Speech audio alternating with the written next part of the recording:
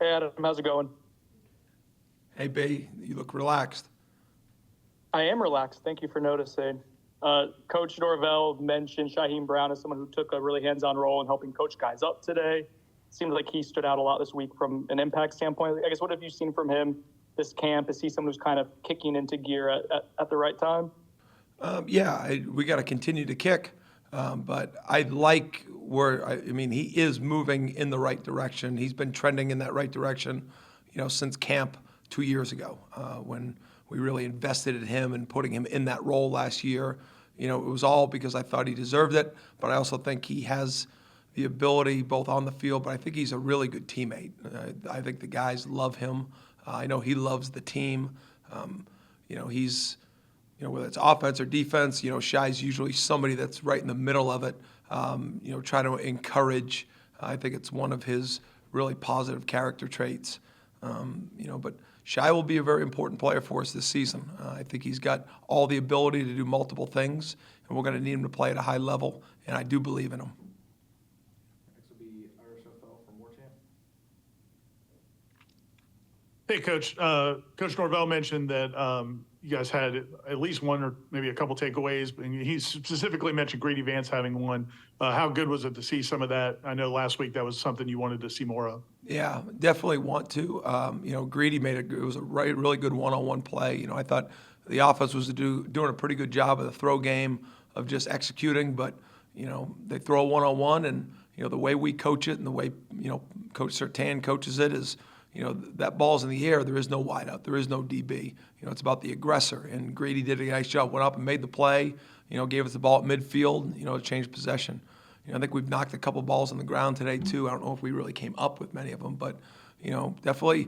I thought we made a lot of strides during the week too. Of just I've talked about the opportunities of making sure that we're working at the football. Even if they don't get out, you got to really work it. And I thought we had probably had one of our better weeks of just punching and attacking the football.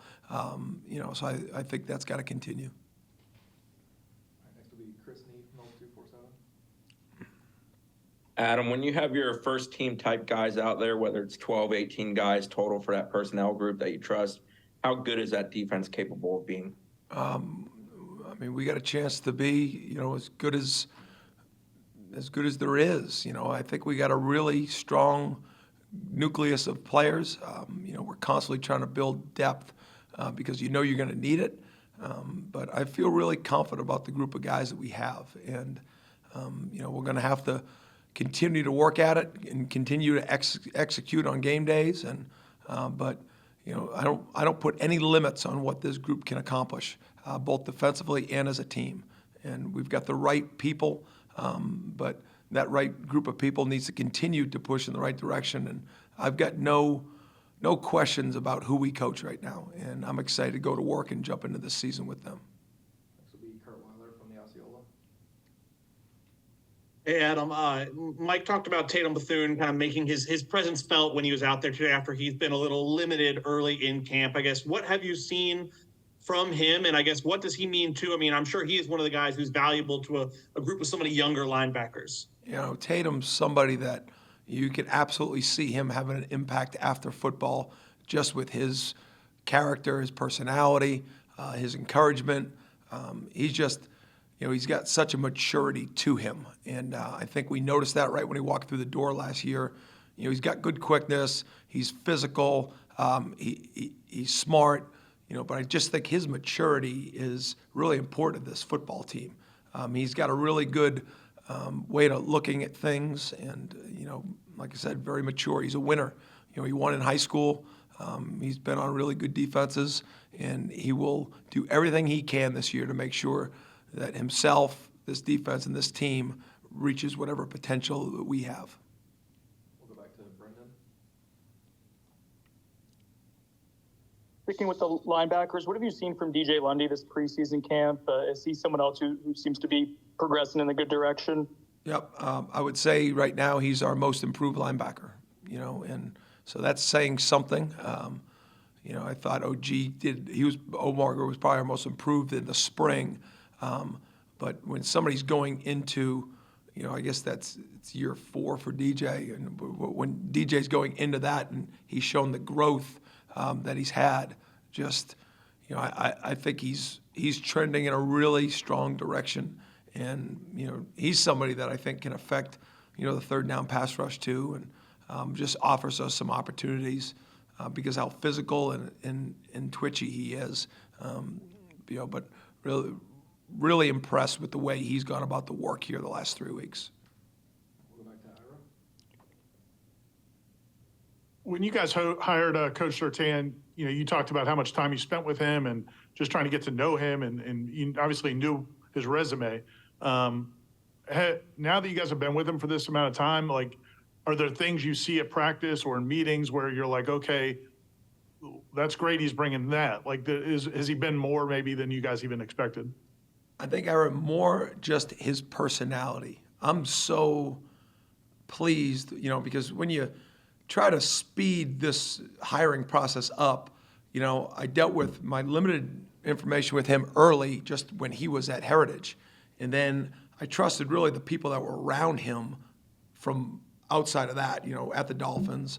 And then, that week that really tried to spend as much time as, even though he was still coaching with the Dolphins, I had a feeling about it that I thought our personalities would really connect. And he's exactly what I thought he would be from a standpoint of, there's never a situation that he's uncomfortable, even whether he doesn't know, whether he's an expert at it, whether it's relationships. He's got a really easygoing but demanding personality to him. And I think our players gravitate towards that. Listen, you could be a great player, and like he was, with great history, and guys will read about it, they'll be excited.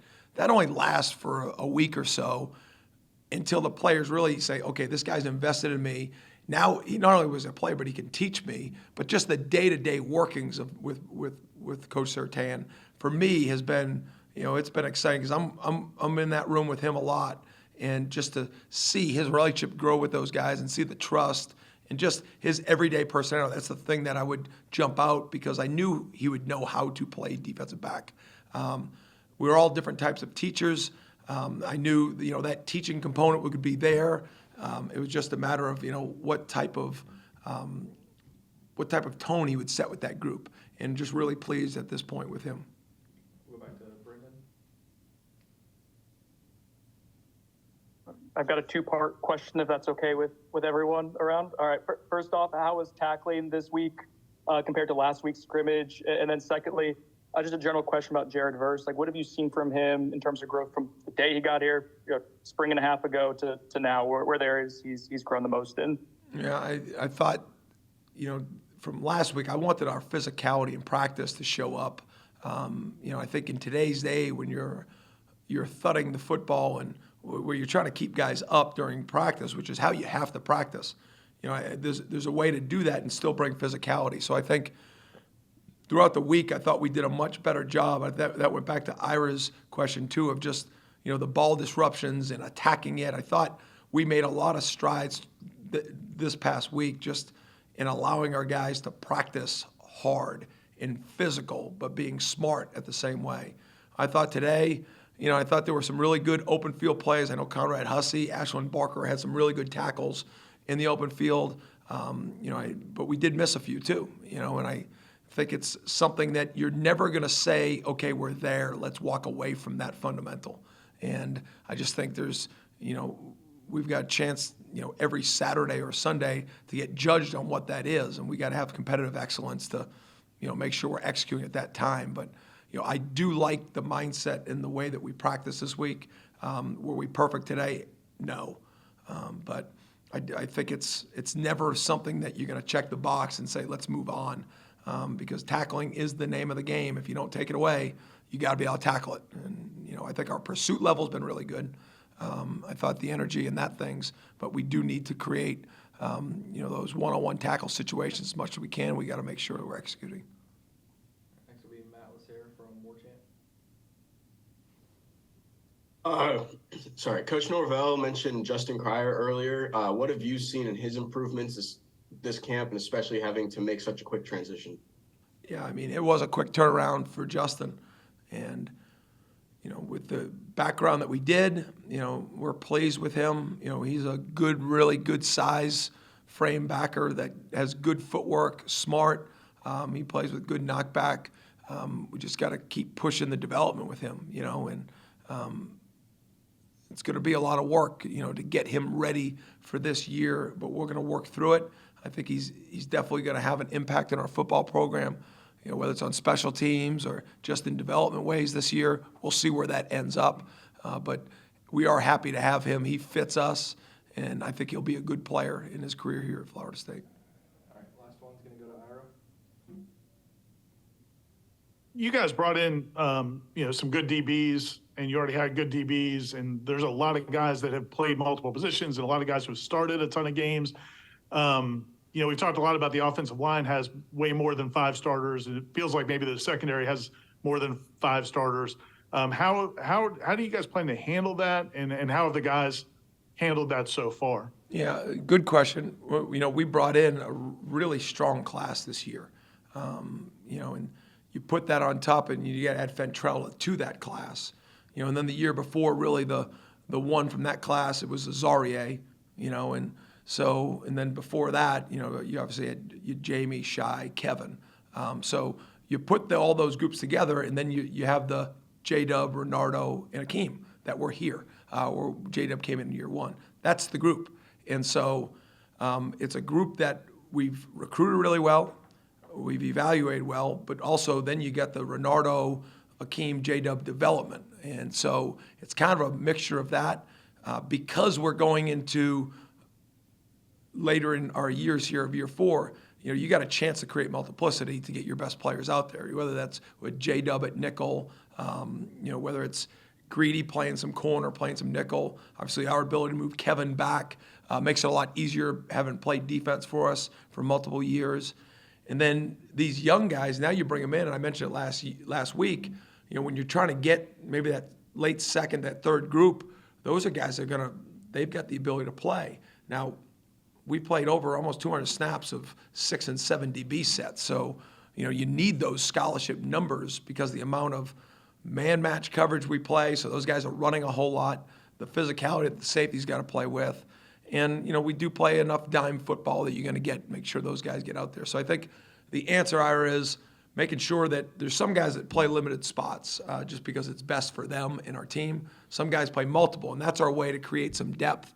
And I don't know if I'm answering your full question, but we're definitely this DB class was outstanding. I mean, this group that we brought in, I feel good. Is everyone going to be a starter player this year? No, but every one of them belongs at Florida State. Some guys will immediately help out on multiple special teams. Some guys will help out on some longer rotations. But it's constant. I mean, we've lined. I mean, Shaheen was a great example. His freshman year, he came in, he basically redshirted. He played about 30 snaps. Kevin almost started just about every game that year as a true freshman.